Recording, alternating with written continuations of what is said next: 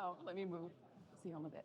Hello, I'm Krishna Lewis, and I run the Fellows Program here at the Hudgens Center. And I am super excited to be here at this conversation around Dr. Lauren Lee Kelly's recent book, Teaching with Hip Hop in the 7th to the 12th grade classroom, a guide to supporting students' critical development through popular texts. Designed for K through 12 teachers, this book provides an introduction to working with hip hop texts in academic settings, as well as adaptable classroom lessons and assessments that authentically engage with hip hop as a form of text and as a reflection of youth popular culture and youth identities. By sharing examples of classroom practice as well as structures and materials for developing hip hop pedagogies, Dr. Kelly provides useful strategies for fostering students' critical development in the classroom through hip hop music and culture. However, this book is much more than a set of lessons for the classroom. It is a guide for understanding and fostering community with young people inside and outside of school spaces in order to cultivate more spaces for healing and dreaming that move us closer to the socially just and liberating futures we imagine. Dr. Charlie Clay will introduce the author and her discussant, Dr. Leona Elise Anderson. And Dr. Clay is a Hutchins Center Fellow and a critical race sociologist of the African diaspora. She is an associate professor in the sociology department at Xavier University of Louisiana and HBCU in New Orleans.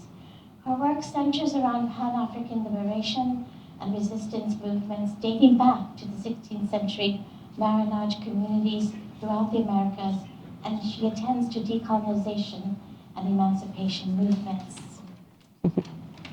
As a fellow here at the Hutchins Center, Dr. Clay's project seeks to develop a conceptual framework to understand the non-fatal and collective impact of systemic police terrorism on targeted Black communities. And this framework shifts the current understanding of the relationship between policing and Black communities in the U.S. away from the focus on singular incidents of fatal use of force and toward more expansive views of the ways that both the extreme and subtle aspects of terrorized members of targeted Black communities. Please welcome Dr. Charlie Clay. All right.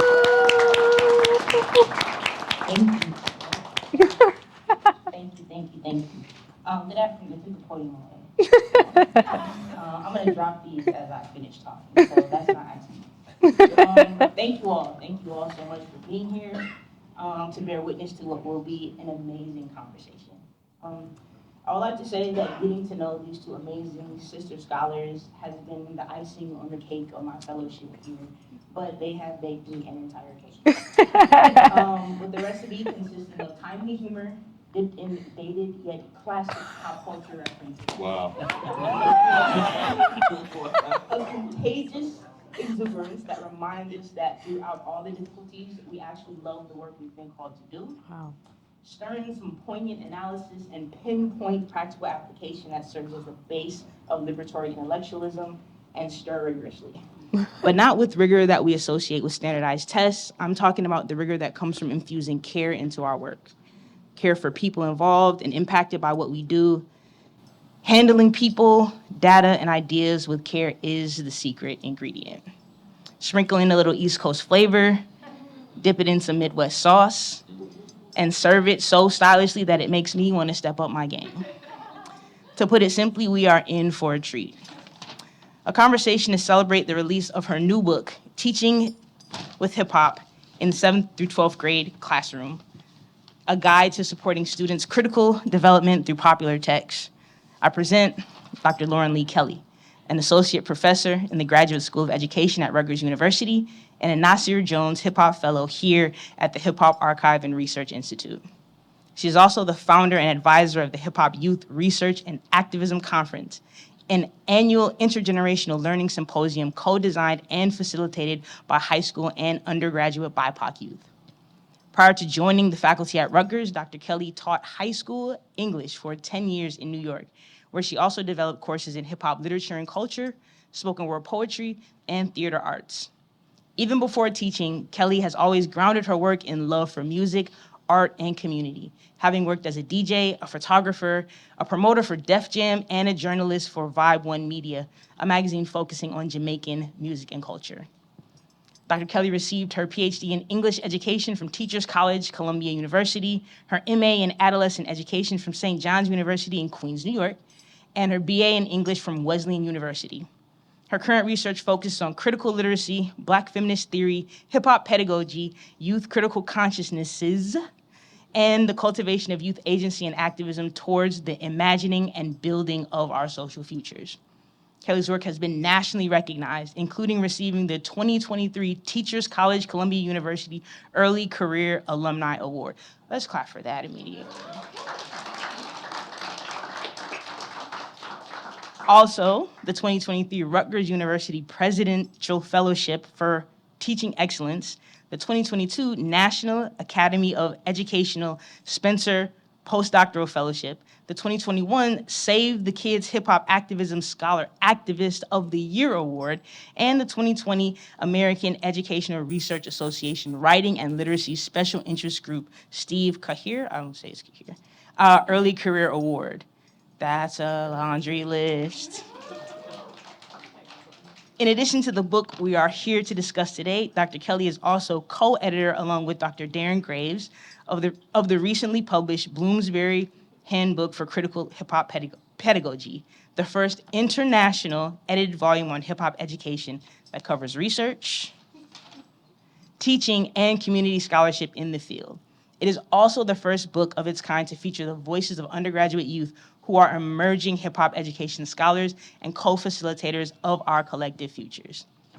And she will be in conversation with our friendly neighborhood psychologist, Dr. Rihanna Elise Anderson, a fellow here at the Hutchins Center for African and African American Research at Harvard University, on leave as an associate professor at Columbia University School of Social Work.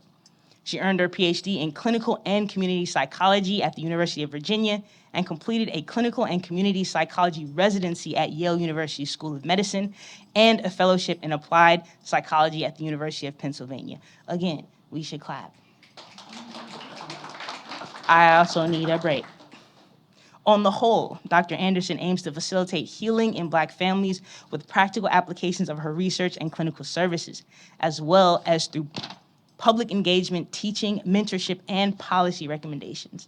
Dr. Anderson uses mixed methods to study discrimination and racial socialization in Black families and apply her findings to help families reduce their racial stress. She is particularly interested in how family-based interventions help to improve Black youth psychosocial well-being and health-related behaviors. Dr. Anderson is a developer and director of the Embrace, that's Emerging, Managing, and Bonding Through Race Intervention, and the CEO and founder of Race Space, Inc., and loves to translate her work for a variety of audience, particularly those whom she serves in the community via blogs, videos, and literary articles. In addition, for her early career accomplishments, Dr. Anderson has been the recipient of over 20 awards, including national awards from a bunch of acronyms of organizations I don't know that are hella important. So that's the SRA, the SRCD, the APS, and the FABBS. Finally, Dr. Anderson was born in, raised for, and returned to Detroit, and is becoming increasingly addicted to cake pops. So when I say we are in for a treat, grab a plate. They're going to serve us up some of this cake. Very sweet food for thought. I present to you my sisters, Dr. Lauren and Dr. Rihanna. Why is she running away? She's ahead. Wow. Number one, I love this family so much. That was gorgeous. And I love a good metaphor. Yeah. That was a great surprise. Number two, my bio was only that long because Dr. Aaliyah El-Amin told me last time that my bio was way too short. And it's a work in progress. So thank you for that recommendation. Number three, I do just want to say, we're not going to get into it, but there are so many, tons of friends and family in the room, and especially a lot of New Yorkers. And we've been having this debate all week about what one does with the twos in spades. I'm saying we won't get into it. We're not I've doing been it. outvoted all Period. week by these Midwesterners and Sorry. West Coast folks that are doing wild things with the twos. Sorry. They're We're not I'm just saying, getting into we don't it. need to. I just want y'all to know that if we were to take a vote now with all the New Yorkers in the room, I think we'd have a different outcome. I just want to share that. Honestly. That's all. Wow. We can discuss more later. Wow. Thank you all so much for being here. Thank you, Charity, for that incredible introduction and for your work. And thank you, Rihanna, for being here and for this dialogue. I think I'll get into a reading in a second, but I just want to take a moment to think about how important these conversations are about young people, about students, about schools. Right now in this moment, right, where currently universities across the US are really the site for radical activism, the site for radical thinking and imagining about how things could be different, right? What it looks like to really put yourself on the line to build a future that we don't have, that we've been trying to build towards. So I think it's just a really, it's always important to have these conversations, but I think especially now we can see the why of this. Because students don't just wake up and start doing this work. This starts when they're adolescents, right? This starts when they're in classrooms with teachers that cultivate that spirit in them and that love for them, right? Because you don't do that if you don't love your communities, right? And if you don't love the society you're trying to build. So just a shout out to the students who are doing the work here on campus, across the US, and also across the world. And thank you all again for being here. So some people know that one of my dreams is to be an audiobook narrator one day. So I'm gonna do a couple of readings from this book, to introduce you to this text in case you haven't read it yet, but also to launch my career as an audiobook narrator. This first selection comes from the preface, which some of us, I think, called preface really early in the days before we had things like audiobooks to tell us how things are pronounced. Okay, in the first few weeks of my teaching career, I was teaching a summer school English class in a high school in Queens, New York, when one of my students, Alex, said to me, "I was listening to a rap song yesterday about school that you would hate. It's by a group called Dead Prez." "They schools?" I said. "I love that song." I am not exaggerating when I tell you that Alex's jaw dropped. Incredulously, he said, "But you can't like that song. You're a teacher." They Schools, released in 2000, which was not yesterday, by the rap duo Dead Prez, is indeed one of my favorite songs.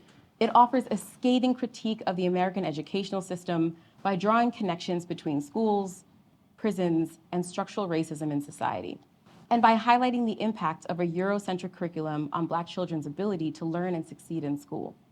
In fact, my own similar critiques of US public schooling were the reason I became a teacher in the first place. Therefore, Alex was not alone in his confusion. From my perspective, hip-hop, teaching, and anti-oppression went hand in hand. How dare I critique structures of oppression and not actively work to dismantle them? How could I have played They Schools on repeat for years and never considered what I could do to disrupt the harmful and dehumanizing practices enacted upon the most vulnerable youth in our schools? Of course, I was in the classroom to challenge harmful school practices and not to reinforce them. In my conversation with Alex about Dead Prez, a number of important things happened. The cultures, identities, and ideologies of this student overlapped with my own in ways that ruptured his understanding of teachers and teaching. This moment also revealed to me how many students view teachers as willing participants of an oppressive educational system committed to upholding the status quo of schools. I realized that for Alex, my role as a teacher automatically put us at odds with one another, for I could not be both a public school educator and a hip-hop head, especially not the kind who aligns herself with the messages in Dead Prez's music. I also realized that if I was not transparent with my students about my identities, both as a hip-hop head and as a critical educator, then how would they ever know that I was there as a co-conspirator? Shout out to Bettina Love, 2019. If I was to disrupt the long-standing structures of schooling that told Alex that teachers were inherently anti-hip-hop and were not to be trusted, then I would need to bring my wholeness into the classroom and invite students to trust me with theirs. It was, therefore, this brief exchange with Alex in the first few weeks of my teaching career that birthed my teaching practice and my journey as a critical hip-hop educator. my audiobook narration debut. It's ready. It's ready. Selection number 2 comes from chapter 4, Teaching Hip Hop as a Content Area, and it's called Tear the Roof Off. Busta Rhymes, shout out. Reframing teaching through a hip hop lens. As is made evident in this book, teaching with and about hip hop requires both a decentering of teacher knowledge and identity, as well as a decentering or disruption of traditional schooling structures. Unlike dominant approaches to classroom teaching, hip-hop pedagogy cannot be distilled into a literary canon or the memorization of dates, facts, people, locations, and equations. These practices are arguably antithetical to the ethos of hip-hop itself, which is by nature fluid, disruptive, and co-constructed. In order to engage with hip-hop not only as a form of history and literature or art, but also as a way of being, educators must reflect hip-hop-based practices in their design of hip-hop coursework. This includes modeling classes after a cipher, a hip-hop practice in which individuals gather in the form of a circle and take turns, performing and practicing and developing skills. Striving for the development of self-knowledge, hip-hop's fifth and most crucial element, engaging in collaboration, emerging of students' individual skills and talents to create something representative of the collective, and resisting oppression by challenging structures that reinforce inequities, especially those that disproportionately impact the most vulnerable individuals and communities in our society. Through this lens, teachers should be tapping into hip-hop cultural knowledge and practice in order to transform school spaces rather than using elements of hip-hop to uphold schooling structures, looking at some of the books, that have historically underserved and, let's be honest, traumatized those who have been marginalized based on race, class, gender, sexuality, ability, language, citizenship status, or an intersection of these. In a class that engages authentically with the core values of hip-hop culture, teachers should be prepared to ask such critical questions as, are tests and quizzes the most appropriate way to assess student learning in this class? What does it mean and look like to show proficiency in hip-hop education? What are my goals for students in this class, and do my goals align with those of my students? How does this class reflect, challenge, or otherwise engage with the dominant views on schooling that are reflected in hip-hop music and culture? In what ways do my students have voice and agency in this class? How are students invited to provide feedback on my curriculum and teaching and/or participate in these processes? How does this class engage with communities beyond the classroom walls? As mentioned in this book, these guidelines come from my own learning as I navigated teaching my first hip-hop literature and culture class. In particular, I entered the class with the assumption that changing the content of my teaching without changing my actual practices would be sufficient in disrupting traditional approaches to classroom pedagogy. In addition to an unsuccessful hip-hop history quiz, another indicator that my pedagogy needed to shift was my students' response to the class study guides. As I mentioned earlier, the class studied documentary videos and scholarly writing in addition to song lyrics. To support my students' study of these texts, I distributed study guides, such as those shared in the appendix that you will read. These handouts were collected for homework and classwork grades. Although the students were engaged in class discussion of these texts, many had low grades for the course as a result of not completing the study guides or forgetting to hand them in. Seeing my students' grades in this class caused me to reflect on many of these questions listed previously. What does it mean, I wondered, for students to identify with, engage with, and practice hip-hop outside of school to fail a hip-hop class? Again, the issue lay not with the students, but rather in how I was choosing to assess student learning. When I met with some of these students for what Professor Christopher Emden refers to as a cogenerative dialogue regarding how students are experiencing a class and how their experiences could be improved, the first thing that my student Drew stated was, less questions on those packets. He said it as though he had been holding on to this thought for weeks and was relieved to finally share it. According to Drew, the study guides were arduous to complete and stressful. What Drew's critique highlights is not that study guides are problematic, as they can be extremely helpful for students to process material and prepare for class discussion, but rather that the requirement for students to complete and submit these study guides as a form of assessment is limiting. As much as I had been socialized as a teacher to assess students through measures such as these, Drew had been socialized to perform at a certain level on these measures in order to succeed in school. As a result, Drew felt anxious regarding his work for class since the handouts counted towards his grade. The lesson here is that changing the content of instruction is not enough if the approach to instruction does not also change. When I realized this, I began to shift my approach to class assessments to be more student-driven and presentation-based, gauging learning as well as my teaching in ways that were more organic to the students and to the culture of hip-hop. This also meant that I shifted my attention away from students learning about hip-hop history and culture and towards students' self-reflections and critical analysis of their own popular media engagement. It is this approach that became transformative for student learning in this class, since these skills challenge students to critically interrogate themselves and their social world in ways that previous classes had not. Just one more, y'all, and then I'll be done. Lesson 9, redefining, this is from chapter 2, redefining the modern hip-hop generation through critical media literacies. Too often, young people find themselves responding to the pressures that adults place on them based on outdated conceptualizations of what it means to be young and what it means to be successful in our world. In spite of the immense transformations that our society and those within it have endured as a result of the multiple pandemics, health, racial, economic, climate, etc., since 2020, youth in schools continue to be held to standards and structures that fail to reflect who they are, what they need to thrive in our ever-shifting world, or how to proactively build towards their social futures. Writer and activist Audre Lorde once stated that if we do not define ourselves for ourselves, we will be defined by others, for their use and to our detriment. This is especially so for youth of color and marginalized youth who are rarely provided opportunities for self-definition in schools or in society. In order to best teach today's youth and most effectively support their ability to understand and take action within their social worlds, educators should work with students to collectively reflect on modern youth culture and identity. In 2002, Bakari Kitwana, former fellow here at the Archive, defined the hip-hop generation as Black Americans born between the years 1965 and 1984. Some of us are right at the cusp of that, who were the first generation to develop outside the structures of legal segregation. Kitwana's definition inevitably includes a discussion of racial and class divisions, the war on drugs, and the vulnerability of youth of color, particularly in urban areas. As Dimitriadis explained, it was during this time period that hip-hop emerged against all logic and against all odds as the preeminent expressive form for contemporary youth.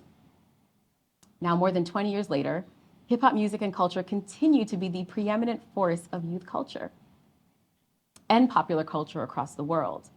Yet Kitwana's definition no longer describes the majority of those currently creating and consuming popular hip-hop culture. In this lesson, students will explore popular media texts to co-construct understandings of what hip-hop means, what it looks like, and what it sounds like for youth today, and to arrive at understandings of the modern hip-hop generation that are reflective of young people's current realities. The overarching questions of this activity are, who are the youth of today?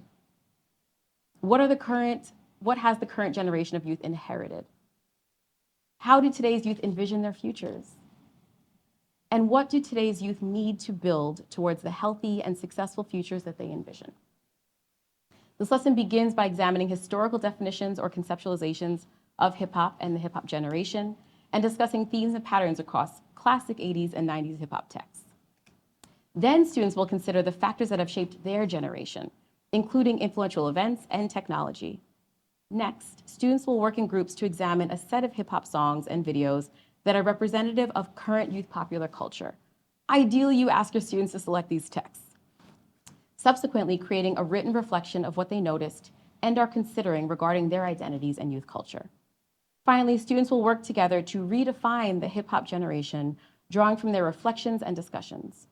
Based on these definitions, teachers should consider how their classroom lessons and curriculum can continue to support students developing identities through the introduction of artifacts and theories that cultivate youth agency. An important component of this lesson is the necessity of teachers reflecting on their understandings of youth culture and popular culture with students rather than independently. As an educator, I found my own perceptions of youth and their engagement with media can be wildly distinct from young people's own perceptions of themselves and their culture. One example of this, some of you have heard before, occurred when I was teaching a group of students who wanted me to watch the music video for the song Birthday Song by rapper 2 Chainz, featuring Kanye West. When the students played the video in class, I was uncomfortable with how exploitative and misogynistic that song and video appeared to me. I immediately projected that perception onto my students, wondering out loud why they condone this messaging. Through dialogue, however, I discovered that what these students gravitated towards was not the song's expressions of misogynoir, but rather its expressions of power. As high school students, many of whom were youth of color, these students felt disempowered in their daily lives and craved media that allowed them to explore, however vicariously, instantiations of power and abundance. Thus, if we enter classrooms with our own definitions of youth, rather than seeing the world through young people's eyes, we run the risk of further silencing our students and limiting their growth and agency in our classrooms.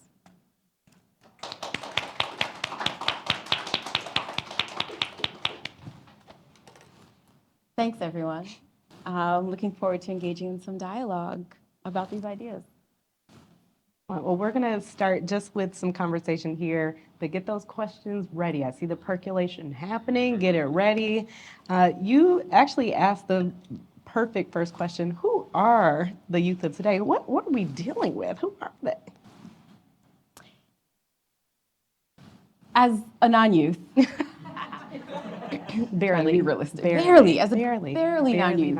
Also depends on the day.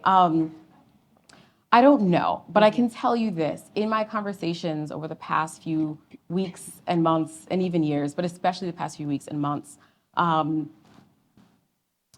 what we all collectively experienced during the pandemic has significantly shaped who young people are, right? You and I have worked with some young people who spent their entire middle school lives learning online, right?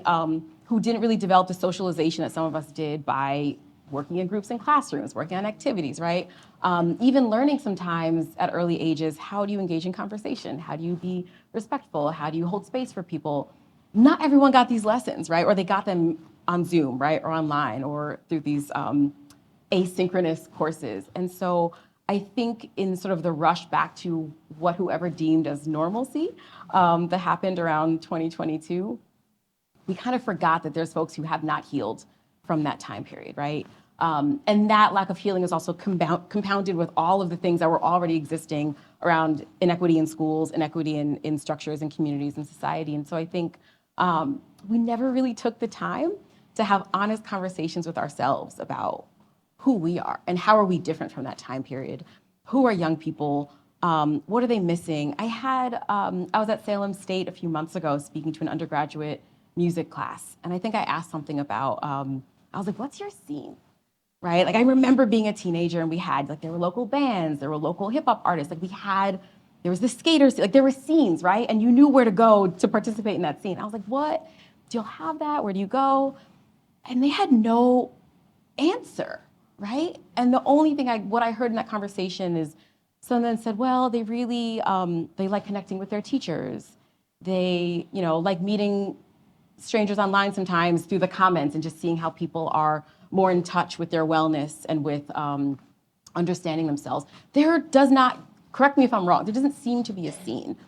I don't even know how you grow and develop as a young person without the physical space to do that in.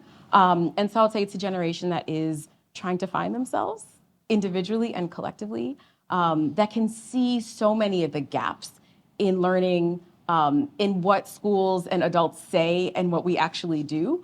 And I think they have, in some ways, I think they feel failed by us, right? I think they realize that we don't have the answers we said we did, and they kind of know that, which leads to this question of who does have the answers, right? Is it all on us to figure this stuff out?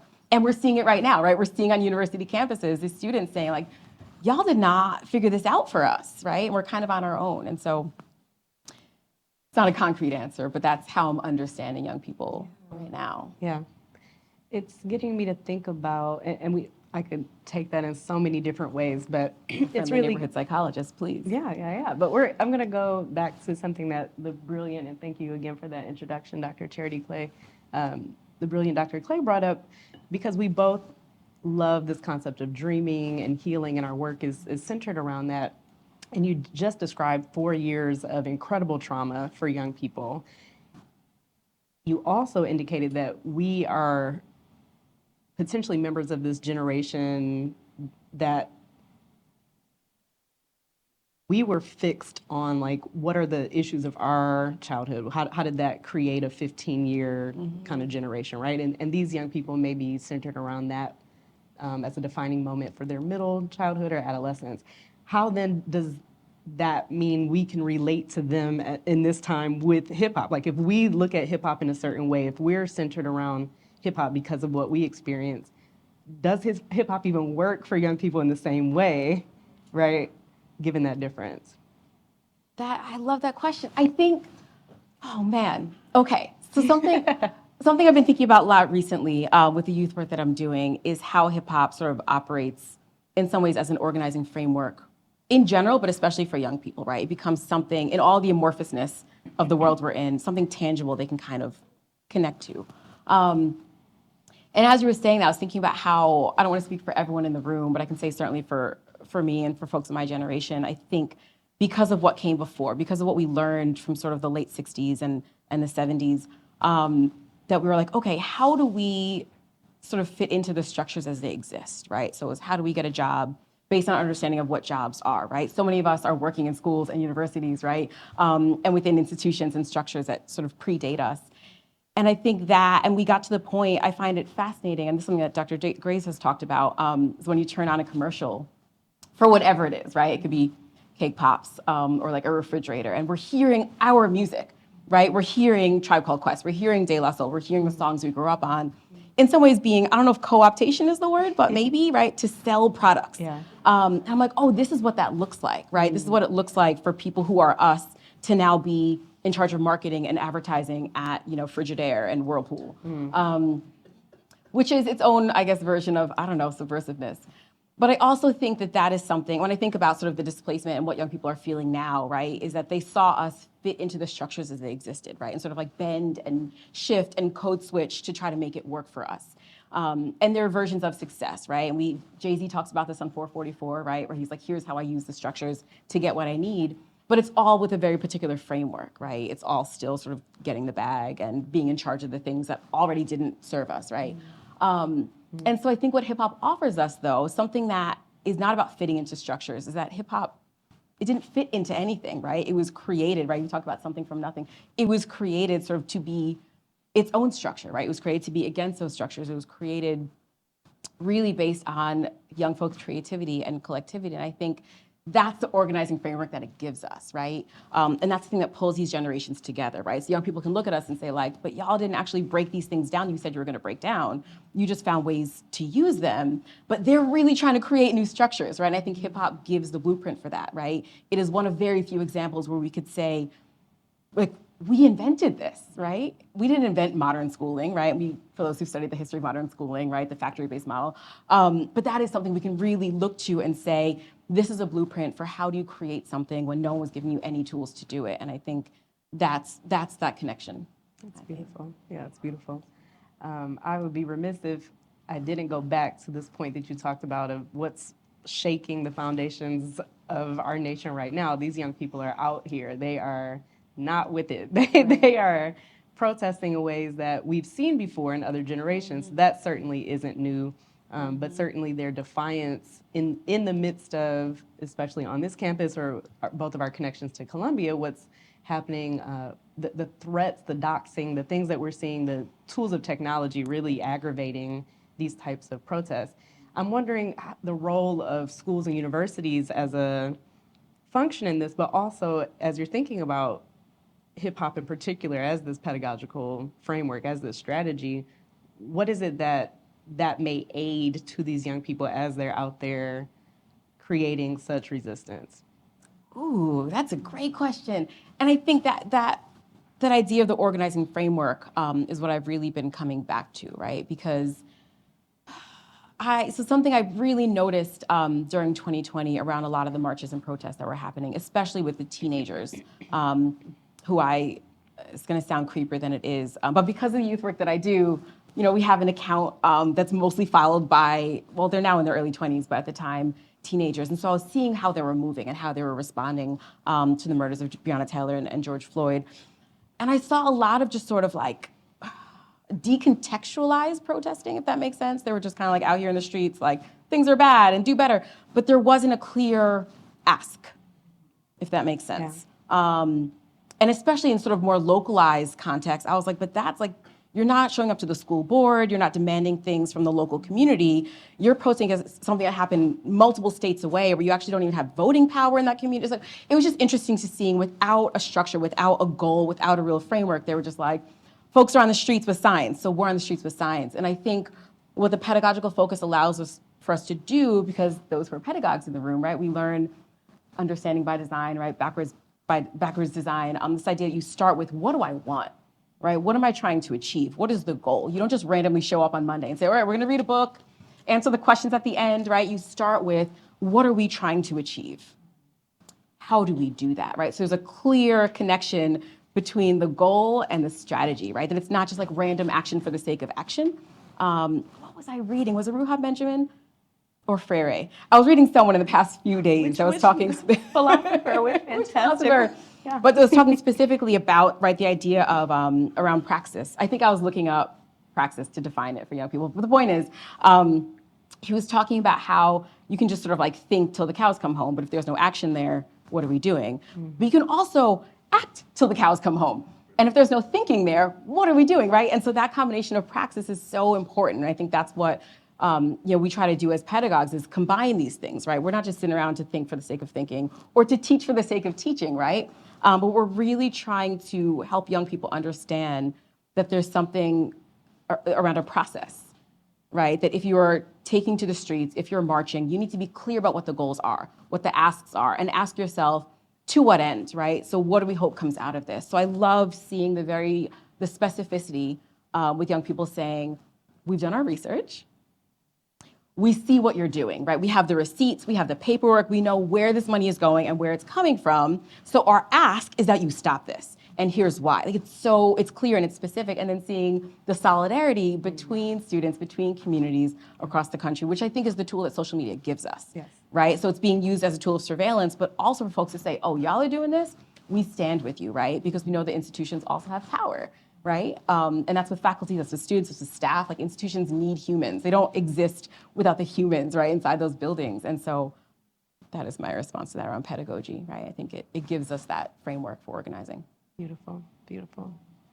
Let's talk human development, shall we? That was a nice little segue that you got me into there. So you open the book with a reference to Kendrick, and you're talking about a song in which he's referring to women in a certain way, but it's him tapping into his 17-year-old self. And I'm thinking about that album in particular, how he goes across ages for himself, or maybe even Tupac, who in his career, you can watch the development, like him developing and thinking about where he is both mentally and physically in a space. So I'm wondering about you as Dr. Lauren Leigh Kelly and your development. What have you seen across your years for yourself? How would you describe if this was an album, for example, of Dr. Lauren, like what does the development look like for you, especially in thinking about hip hop for yourself? Whoa. We're gonna ask a question to that question and then return to the question. Let's do it. My development as a teacher, as an educator, or just like someone who loves and is connected to hip hop? The world is your oyster, beloved. Take it and run. Go where you want to go. That's a deeply personal question. So just a quick, you're welcome. Can you just throw a hand in the air if you at some point in time like took a break from hip hop? Did anyone like did you like break up a little bit or you like saw some people on the side? Okay. Yeah, so I just want to know if I'm alone in the room. Because I was thinking about this morning as I was listening to the Lost Tapes. The first one, because there's Lost Tapes too, folks haven't heard it, Nas. Anyway, so I came to know hip hop in a very particular time period, right? Sort of in the early 90s is when I came to know it and fall in love with hip hop. And so I knew it to be a very particular thing, which is that it felt good. Like it felt good in my spirit, it felt good in my body, it felt, even in the moments that were more somber, it felt like it was towards something, right? Again, thinking about like the pedagogy of hip hop, that I felt like I was learning, I was understanding communities outside of my own through hip hop. And then there was a certain point in time where this is also when you didn't have access to the technologies to seek out all the things that exist in the popular media world, right? So I had the radio and magazines, and I guess television. Really, those were like the three mediums that I had to understand who were the artists and what are they creating. And there was a point in which I realized that hip hop didn't feel good to me. And that was just, I wasn't in classes talking about it. I wasn't on like, BET Youth Summit talking about it. I just on my own was like, why do I not love this? Why do I feel degraded by this music? It wasn't overnight. So I didn't like wake up on Monday and say like, you know what, Foxy Brown, I don't know if I. So I was listening to this music, right, and dancing to it. But at a certain point, I realized that hip hop music felt different to me from how I had initially experienced it. And it was really hard because also it was before you could be multiple things, right? So like you couldn't be a skater and a hip hop head and also like a poet and also like make your own clothes. Like it was one or the other, right? You had to kind of like pick your lane and those were your people. So it was really tough because I was like, well, my people are hip hop, but I'm not loving this music right now and I don't know what to do with that. And so I took a break for a while. I want to talk about the scene. Like I was at the local like punk shows and like the emo like hardcore shows. I know, you were there. And that music felt good to me, right? I was like, oh, this feels like I'm loving the metaphors. This feels evocative. This feels like we're talking about human development in this music. I feel like I'm understanding myself and people better, and I wasn't getting that at that particular point in time from commercial mainstream hip hop music. And I think that was really important to my critical development, understanding of myself. The fact that I was able to do that, right? Sacrifices were made. It was tough sometimes to be. I was running track and it was tough when we're like blasting certain songs and I'm like, do I have to play along with this or is it okay that I don't love this song and I'm not shouting?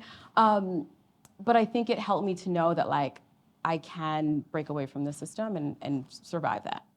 And like I can be all right and it's okay. And I think that also when I came back to hip hop, which was circa 1999, and learned about artists like Yasin Bey, aka Mos Def, and Talib Kweli, I realized that like there's something really important about having conversations with young people about the media they're engaging with because it affects them, right? Like hip hop was always tied to my development and my understanding of myself and how I engage in spaces and when I was pretending to be someone and when I was being me. And I was like, we gotta talk about this. So I think the seeds for being a hip hop based educator were always there because of that personal development. I don't know if the initial question was, what's my album? No. That's exactly it. Yeah. The education of Dr. Lauren, for sure. Yeah. I've put you in the hot seat for a minute, so we'll do more discussion and/or if you have questions for me, I was gonna say I could put you in the hot seat. Yeah, that's fine too.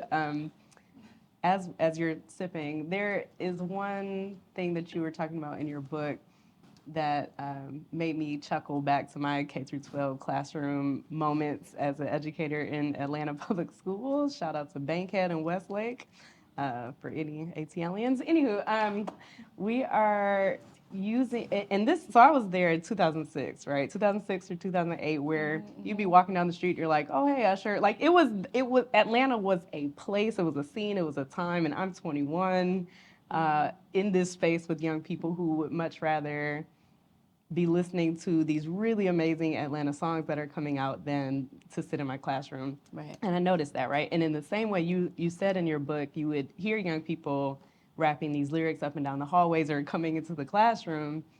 I noticed that as well. So we can't say young people can't memorize, they can't learn, because we know that they know they'll tell you the whole track, they'll tell you all the lyrics, right? So they know what's going on, they know because they are so adept at learning.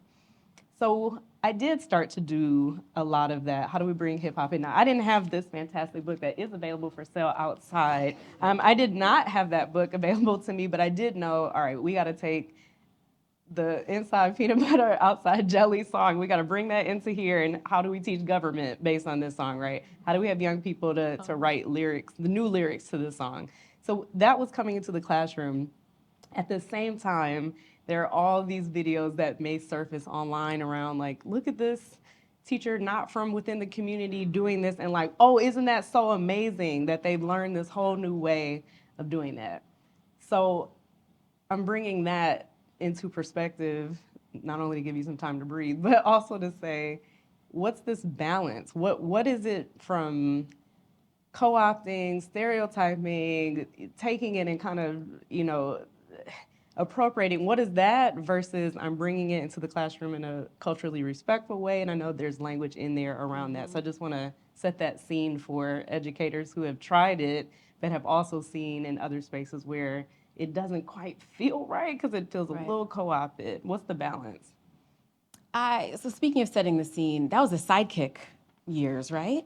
With the, Oh, ooh. yeah. Because I remember teaching it that year, and I'm like, should I have one of these? Like, this looks fun. You were cool. I didn't have Well, I that. didn't have one. I just, Okay, all my okay. students had them. Okay. It was one of those like fast technologies that lasted for like the Palm Pilots. minutes, It was like yeah. 6 months. And Yeah, it it happened. was short.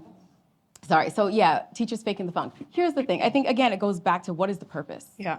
And I think if you're clear on the purpose, I don't really see a world in which you could ever go wrong with it, right? If you are clear about why am I doing this? Are you bringing this music in because someone else did it and they looked cool doing it, right? Because you saw that interview on Ellen. I don't know if y'all remember that with like the rapping teacher. Are you doing this because you're trying to like dangerous minds your students, right? Like connect with them on their Right, level. right. And again, that's, we talked earlier about this idea of critical consciousness. If that is the goal, right? If the goal, and we also need to go beyond the teaching the academic skill. Like, I'm sorry, your students don't necessarily need you to do like the rapping Shakespeare to learn Shakespeare. Like I think that undermines their intelligence.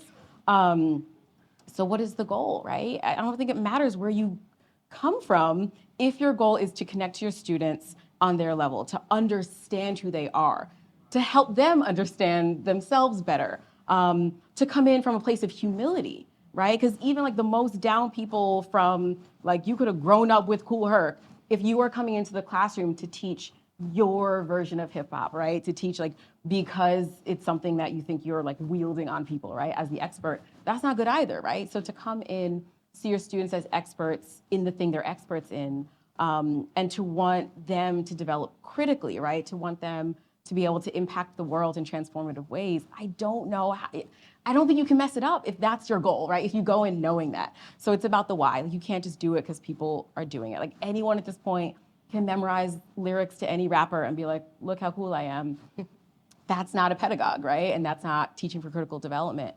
And so I invite any teacher who's interested in this work, do it. But like, you can't just come in unprepared. Like, you can't just show up and be like, I watched a documentary on Netflix and now I'm hip hop, and so now I'm going to teach that to you. That is not the way to go, right? But it's coming in and saying, hey students, let's start with like, what are you listening to and why?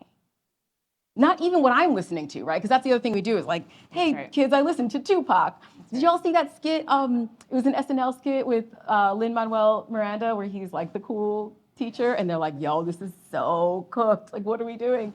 So I think that, and that's why that's a stereotype, right? Because kids see it and they know that it's performative. And so as long as you're focused on the right things, man, and how do you know what those things are? You talk to students, you get to know their families, right? You read. And I really don't think you can go wrong if your heart is in the right place. You've brought some terms in, so I just want to make sure we're clarifying for all these beautiful minds out here. So critical development is in the title of your book. We've talked about critical consciousness and her fantastic local. Watch that. It's available on the Hutchins YouTube, so please make sure that you're checking that out. What are these terms that you're throwing out? Why is it important for us to know them? Ooh, yeah, I do. I find I use the word critical a lot when I'm writing. I'm like, is there a synonym for critical? I haven't found it, but it's tough because it really is every other word. But yeah, I think it's the inward and the outward, right? It's going back to that fifth element. I say fifth, but they're not really ranked or ordered, but knowledge of self, self-definition. But also this element of knowledge, I think, is not self-knowledge for self-knowledge's sake, but it's also how do I understand myself in order to transform the communities I'm in. Dr. Yolanda Celia Ruiz, who's at Teachers College, talks about the archaeology of self, right? That anyone preparing to teach in classrooms, like, you have to move inward first. You have to figure out, who is this person? What am I carrying with? What traumas am I carrying with me? What joys am I carrying with me? What expertise? What do I not know? And once you recognize that, you can enter spaces in ways that will transform those spaces for good, right? In healthy ways. And so for me, critical is understanding the self, right? Understanding what is and is not there. What are the things you need to seek out? How do you want to seek that out? and having the capacities to move in spaces, in institutions, if you must, in communities, in ways that promote joy and healing and futurity, right? In ways that you're like, if you're hoping for a future, right? If you're considering the future, which again, going back to like who are young people today, I don't know, some of the young folks I talk to are like, future, right? Like, just, not the rapper, but in terms of, right, thinking what comes next, right? They're really just trying to get to maybe tomorrow or next week or end of semester. So the idea of like, where do you see yourself in 10 years or 15 years? What does society look like is so foreign sometimes, right? And so that to me is a part of criticality as well, right? So it intersects with Afrofuturism, thinking creatively about the future, not just like, I wanna have a job and wear a suit and like have my briefcase, right? Which is sometimes how young people see the future because it's what we've, right? That inheritances that I talked about in that chapter, it's what we've given them, right? And so, yeah, considering what could the future look like, what role do I play in it, what role do I want to play in it, what do I need to seek out to do that, and trying to move in ways that are humanizing for everyone. And so I think criticality really looks different for different people, but it's always pushing towards something that's greater and that is based in equity and not just self-gain or, monetary gain. I love that, and it's bringing to mind a memory in Philly, working with some young people right after the death of a young person in their neighborhood, where so many of them commented that they couldn't see past 16, right? And so I think there, even as we're talking, there are lyrics right now. Big Sean was talking about not seeing himself after a certain age, and look at me now, look at where I've gone. So even being able to use lyrics or representatives of folks who have maybe had that same thought and may have felt limited in their social context, and what hip hop was able to do for them, or what that future and that dreaming was allowing them. So it's just bringing that to mind. It can be tough.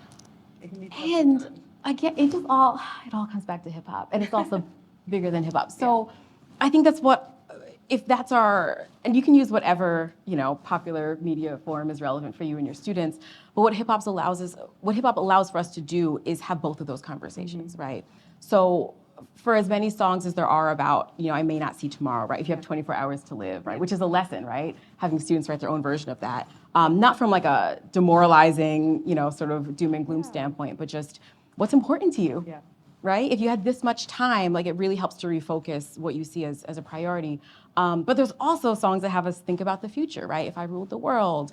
And I think that's what, instead of just sort of having a random assignment for your students, what does the future look like, right? If you have 24 hours to live, what would you do? But to ground it in the music that they know and love, there's a different sort of impetus, right? It's not just like a random writing assignment or a random, skill building assignment, but it's something that connects to how they're understanding the world and developing frameworks for understanding the world and moving in it. And I think that's, Salud, it's just a beautiful touch point between teachers and students that can help to ground us, right? Especially when we're simultaneously, of course, trying to work within institutions and teach skills, but we're also looking at what's happening and saying, what is my role in this, right? If I'm an 8th grade social studies teacher and I'm seeing these protests happening around the world, what is my responsibility to my students to not only talk about that, but to help them build the capacities for how they see this future for themselves at the same time. I have had you in the hot seat quite a bit. I'm going to ask. Nope, go ahead. You're about to. Okay, so I don't know what time it is, so at some point you can stop me and we can. So as folks know, I've really been digging this book, Imagination and Manifesto by Ruha Benjamin. It's just really powerful. And I came across, I think yesterday or 2 days ago, on the train to go to the archaeology lab to learn from our fellow archaeologist about things. But I was reading, Ruha Benjamin said that in 2020, during the pandemic, that the suicide rate for teenagers had decreased. Right, which I was like, this is not what I thought. And then she goes on to write that after the return to schools between 2021 and 22, that the rate increased by, I think she said like 12 to 14%. Essentially making the case that schools are depressing sites for students, and we know that they're oppressive, right, especially sort of in the secondary level, but I was really surprised by that statistic, and it made me wonder, I spend the first part of this book talking about how we build community in classrooms, what are the activities that can help students to see each other as family members, right, as like beloved people to one another. And it made me wonder, is that overly ambitious, right? To see schools as a place of hope and healing and connectivity when the statistics are saying that like they're actually not healthy spaces for young people. And I was wondering, as our familial and neighborhood clinical psychologist, if you have insight on that, and what is sort of the call to action for teachers knowing that this is how young people experience school? Yeah. So suicide rates have definitely fluctuated over time. What I will say, what I know is that for younger people, it has been a consistent increase. So maybe because of the range of age she pointed out. But what you said about this familial way of being is, to me, the important takeaway. I have on here the schools are sites of trauma, and I often don't try to work within schools because of that. So as a clinician, when I'm going into spaces and young people are like, oh, that's where that teacher said this to me. And I'm like, oh, okay, so now we're gonna have to spend 60 minutes just undoing that before we can get to the content, right? So if they're already walking in with a sense of dread, if their parents, who I also work with, are coming in saying, yeah, I got suspended by this teacher over here, if it's generations of trauma that are happening in one school site, that can be hard as a clinician who has limited time to make impact. However, for the educators themselves, and for school administrators, for sure, oh my gosh, this vision of what schools can be that is the question. How can we be family members? How can we show up for each other? And actually, I think really quite nicely with what we're discussing in here, I was in New Haven, Connecticut. I had a role as a therapist within an alternative high school. And some of these young people had really counted themselves out. They were really confused on why I would elect to come to New Haven. They're like, why would you come here from where you were? Like, why us? And really couldn't understand why one would want to be with them. And my first thought as I looked around this space that was so institutional, and you used that word intentionally earlier, it was an institution. And for these young people in particular, that next step was imprisonment, right? Like there was no second chance for these young people. If they got kicked out of this particular school, they were locked up. So the first question was, how do I make this space familial, happy, a place of joy? And so we asked them, what are some quotes that you like? Who are some people that you like? What are some lyrics that you like? And we got to painting, right? It's to me very simple, but you wanted spaces where they can write on walls and have chalkboards and tape and place things and see the vision for them of what was inspirational. So there were suns and there were flowers. There were these things that were inspiring. So every day they could come in, feel comfort. We bought comfortable chairs, comfortable things for them to sit in so that they can process and talk with each other. We had group-based conversations where we would process what happened that weekend, what types of traumas came up for them. These are your brothers, sisters, family members, an auntie, like whatever it is that you need to see, this is the family and this is the space that we can do that in. And that was one room, but how does that then pour out? How does that spill out when that young person goes to their next class, when they are talking to that next teacher, when the administrator, who's typically not the most pleasant to them, comes into that room and you see them change because of what's on those walls? That's proof of concept. It's possible to make schools happy, positive spaces. So to me, it's not just about who those educators are, what the pedagogy is. It really is about using every inch of that building to positively reinforce what is possible, what they can see, what they can envision for themselves. And to me, going back to the question of what were schools created for, and what was the original design, what was the imprint, how far have we gone from that design? Not very far. How much are we reifying that every time we build a school, every time we give a test? Those are the types of questions that for me, are really fundamental in design-oriented spaces for young people, which then go into their bodies, their minds, their thinkings about if I'm confined in this space right here, how can my mind grow and expand beyond that confinement? That's the way I think about it. That's really beautiful. And I think that gives us a lot of, Dr. Charity Clay was speaking earlier, not with y'all, but with me, about, hip hop artists being designers, right? Specifically around architecture, right? And how we talk so much about the music and sort of say stuck, right? That hip hop is just music. Obviously it's not.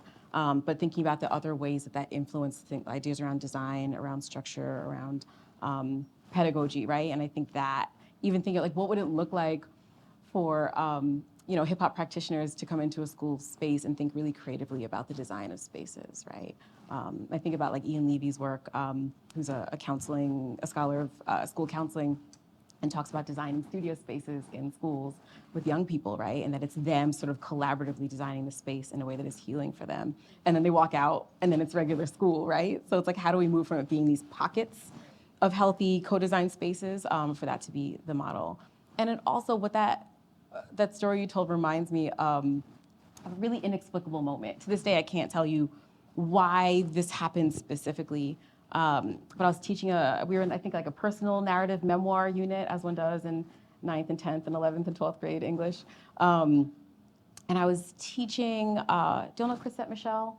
I know there's like a cancellation that happened, but this is pre-cancellation.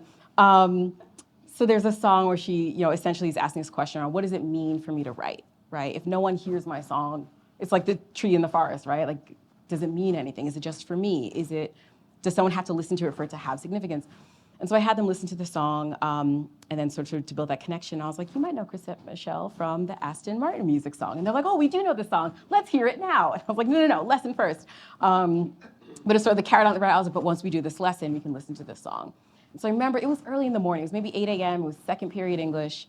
We got through the lesson. And I put on Aston Martin music. And this weird thing happened. I can't even tell you.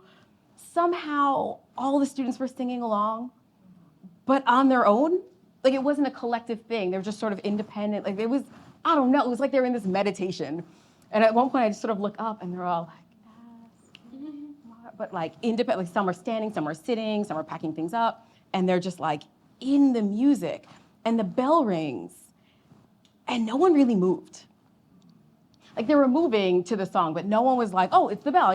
Whereas any other day, like the bell starts to ring and they're halfway out the door. But no, the bell's ringing and you could see in their body, they're almost confused. Like, am I supposed to leave? Because that's not what there was just something about listening to the song together collectively that like had this physical reaction where they were like, I'm supposed to be in this space.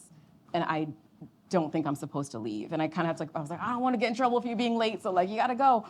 And I remember Dee Dee was one of the last students to walk out, and she was like, this feels like the last day of school.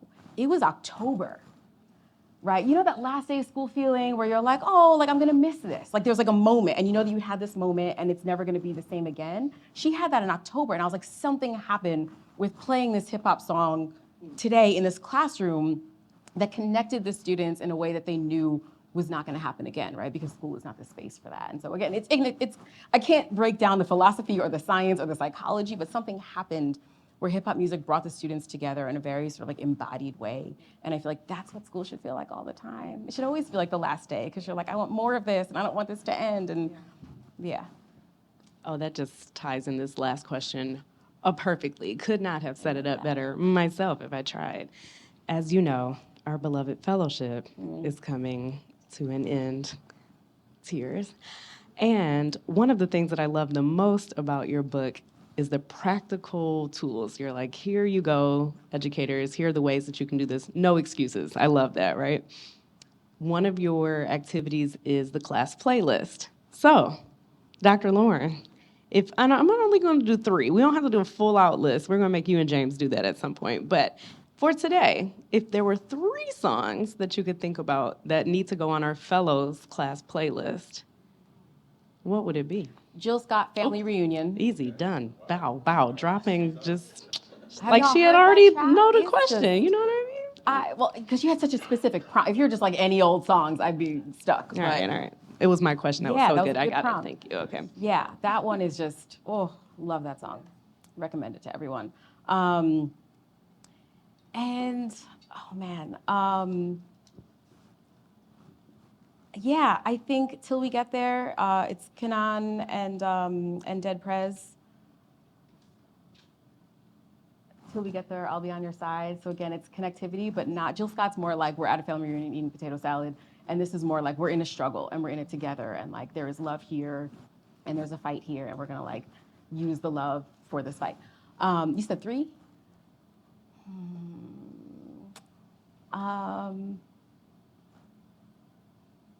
As I think on the third one, can you give me your 3? You know I wasn't ready, so that's not fair. Listen, you. Well, okay, the let's finger, collaborate, there's because 3 that more was points. another Okay. big theme. We should be collaborating on these things as classes. So,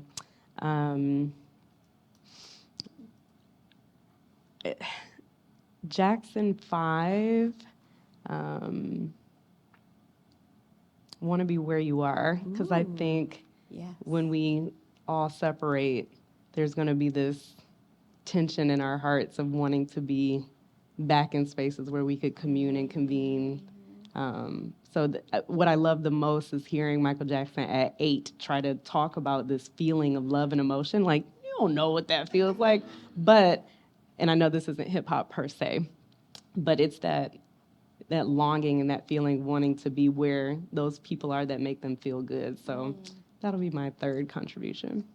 I like that. Yeah. I like that collab. I also might put on. See, now we're getting This song forward. is super hard to find. Freedom. I tried to put on an IG post, and IG was like, "This song does not exist in the world." Freedom. It's on the soundtrack for the Panther movie, and it's everyone. It's all the Black and brown women who were involved in hip hop and R&B in the mid '90s. They are all on this song. You name someone, they have a verse or a word. They are in that song. They're in that video. Queen Latifah, of course, is in it, and Salt and Pepper, and TLC, literally everyone. And so I think of that when I think of that, just the sisterhood and the camaraderie and the siblinghood, and it's about freedom. So yeah. Yes, excellent. Okay, I know y'all have questions. So, Dexter's real quick with it. Hi, thank you for all this. It's been great.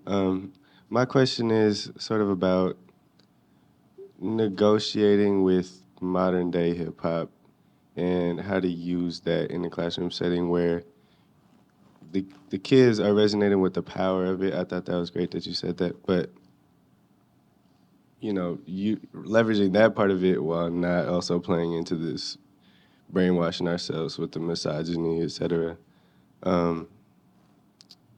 Yeah, and so whether that, I don't know what that means for you, if that means using more older hip hop, using hip hop from today that isn't necessarily super commercialized and super popular, that does subvert those messages and is more conscious, etc. Or if that means using that mainstream stuff and being critical about it, or just like what that looks like for you and how you negotiate that. That's a great question. My first response, but this word negotiate, I was like, we do not negotiate. But I think it depends on the lesson, right? It's going back to what's the goal? What is it that we are trying to accomplish in this classroom today? So if we were trying to do something around literary devices, then it's most likely that I will have to either dive into something older or I just have a limited selection of text, especially if I want it to be an artist that my students know about. Probably going to be J. Cole or Kendrick, maybe Rhapsody, although they may not know about her, but like they will by the end of the lesson. Yeah, so if it's a lyrical focus, then it's gonna have to be a lyrical artist and lyrical text we bring in. But if it's a discussion, right? If it's, for example, like who is the modern hip hop generation? Or how are we understanding, the current solidarity and protest movements? Then I think we can bring in whatever my students are listening to, and we want to start there. So I might ask for suggestions. I might have them email me suggestions. I might pull, like the cogen that we talked about, I might pull a couple students aside and say, what would you recommend around this topic? And we'll investigate that music and start there. Because again, if we're not trying to focus on lyrical prowess and poetic techniques, then it doesn't have to be common. It should be, because I want students to be able to take a critical lens to the music they're listening to.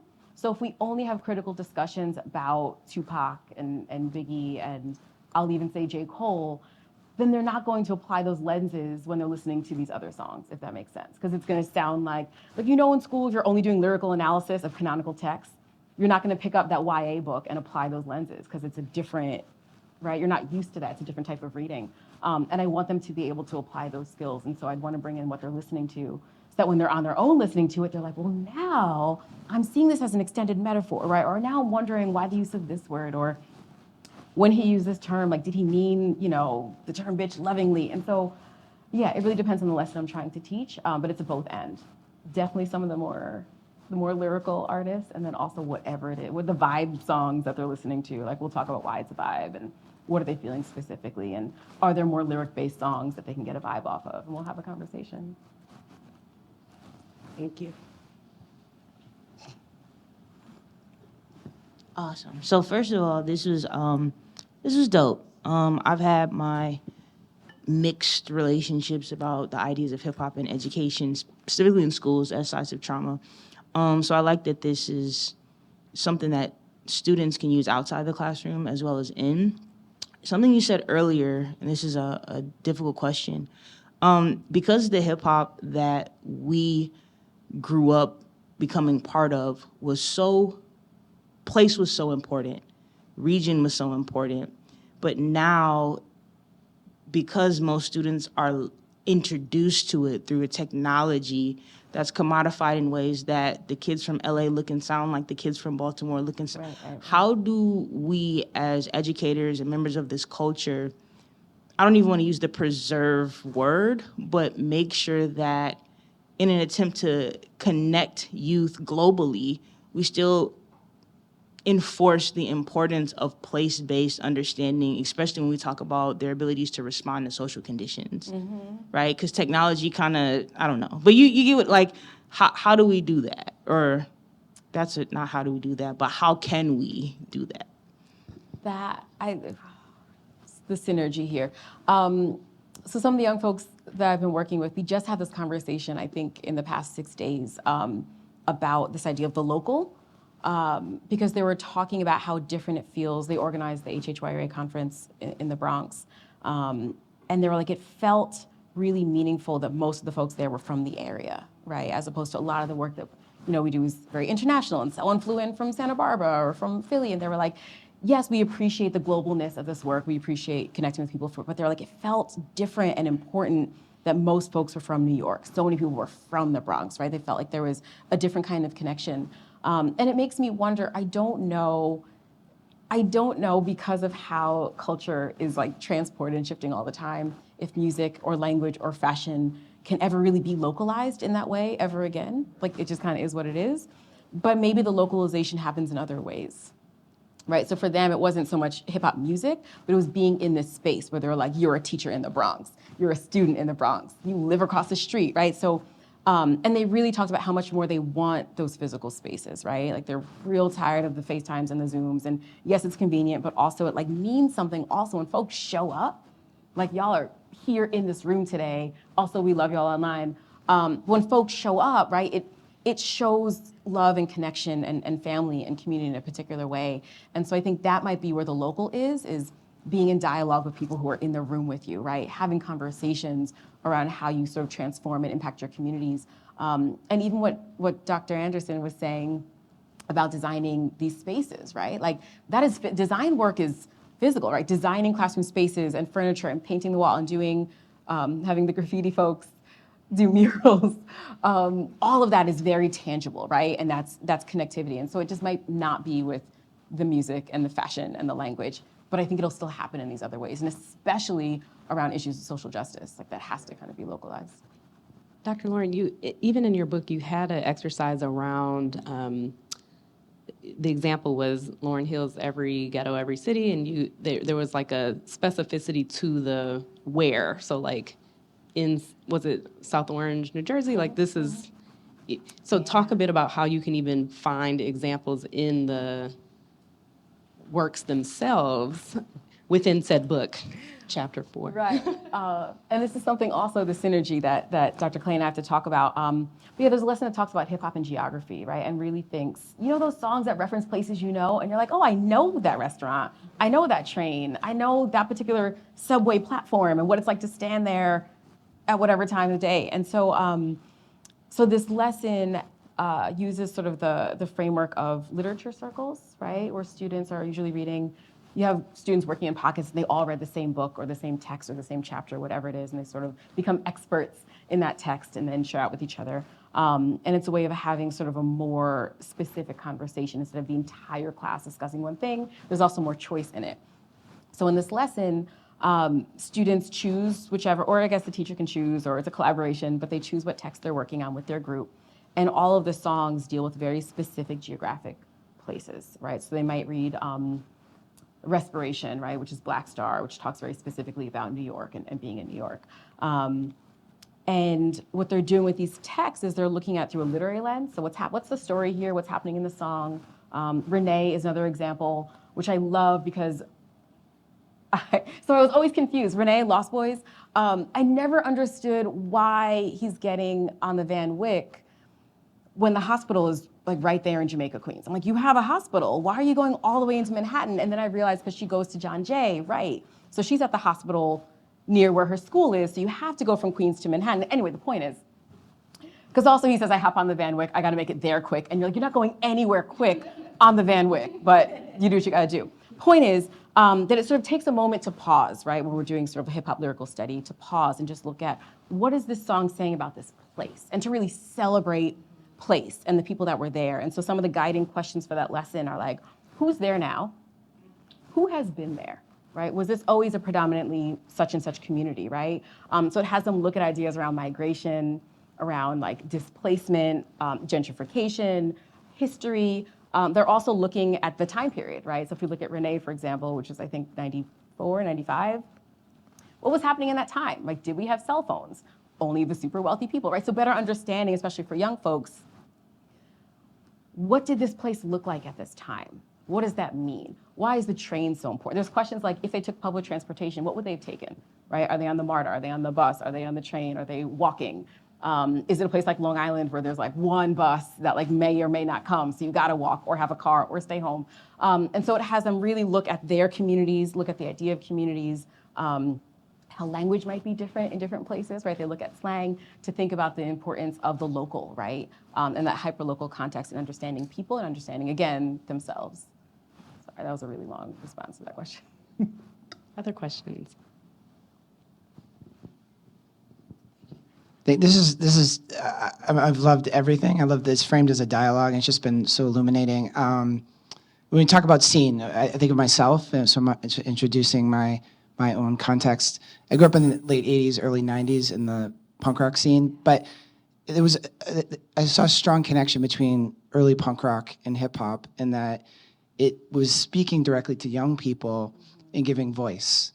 And so I'm curious in terms of in the book, which I'm excited to read, and in your teaching, the idea of voice that is very much present in hip hop, especially early hip hop, and storytelling, which I think for young people that feel that they have a voice and those songs that spoke directly, even when the experience is completely different, and speaking to the geography piece of like listening to songs, like hearing NWA and not growing up in Los Angeles, and what the struggles and the trauma and all those experiences they're speaking to.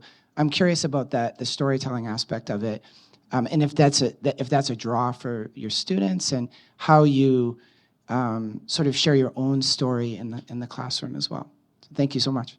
Yeah, thank you for that. I think that also brings us back to this first question, right? Because similar to the geography lesson, it's difficult.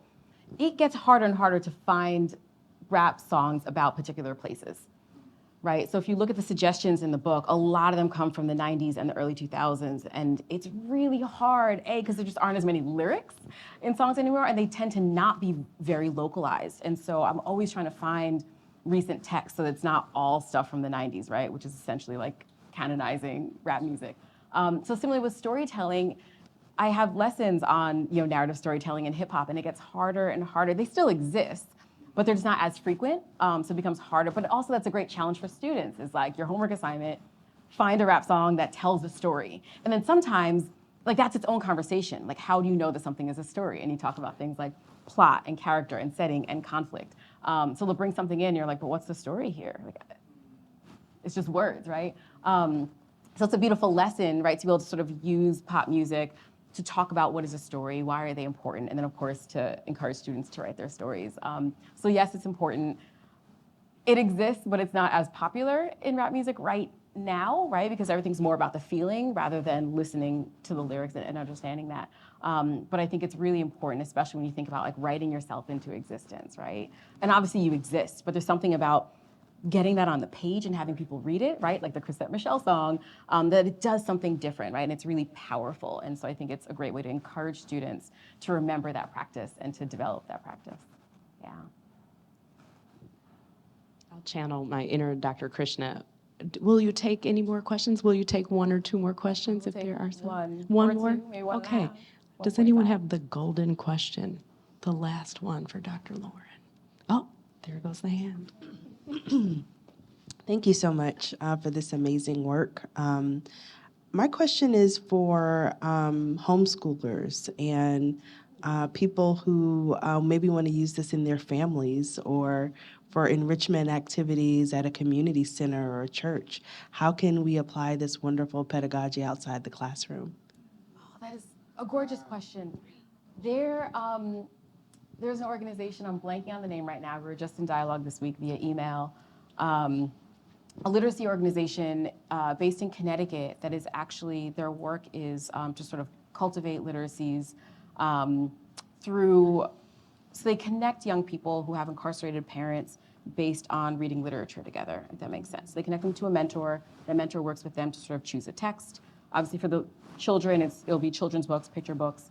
And they choose a text that they are going to essentially read with their families, right? So when they have visits or when they speak virtually, they'll be in dialogue. And the idea is to sort of encourage literacy and to have it be, and think about like family literacies.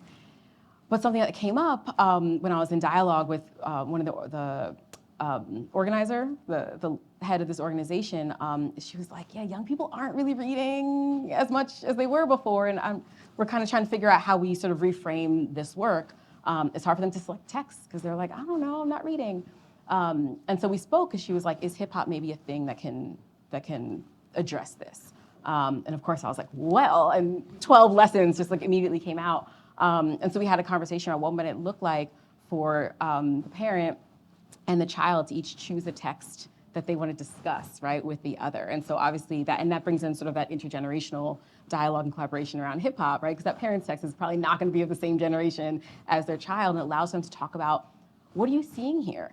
What are you noticing? What are you inspired by? What's coming up for you? What do you appreciate about this, right? And ultimately, here's what I love about discussing hip hop lyrics or hip hop in general in any space, whether it's inside or outside the classroom. It's never, again, it's bigger than hip hop, right? I know that's like a tried out, like a played out phrase, but it's so true all the time.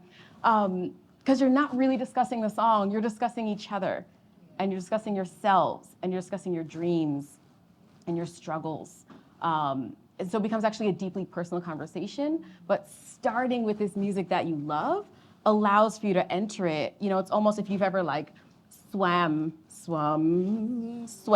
anywhere, it's a little bit easier when the water's warmer, right? Like you're not trying to like hop into like an ice bath unless you have to.